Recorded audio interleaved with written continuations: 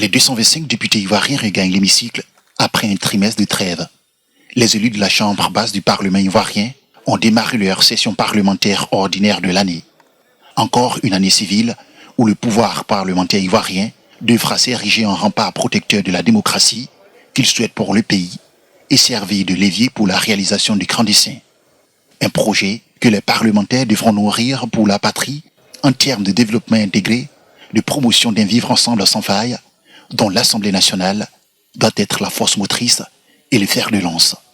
Au regard de la tâche qui nous attend et qui n'est pas la moindre pour la défense des intérêts du peuple ivoirien et ainsi participer activement au développement de notre nation et à la consolidation de sa jeune démocratie, je vous exhorte à une assiduité exemplaire au cours de nos travaux et à ne lésiner sur aucun moyen pour faire entendre la voix et les préoccupations de nos populations. Cette expérience, c'est de construire des élections apaisées.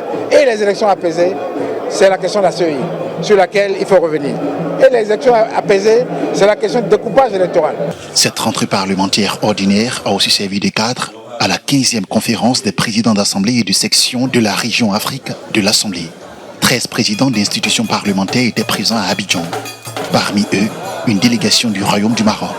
Cette présence de la délégation marocaine confirme, la solidité des relations entre les deux peuples ivoiriens et marocains, et aussi la solidité des relations personnelles entre les deux chefs d'État, Sa Majesté le Roi, Mohamed VI, et le président ivoirien Alassane Ouattara.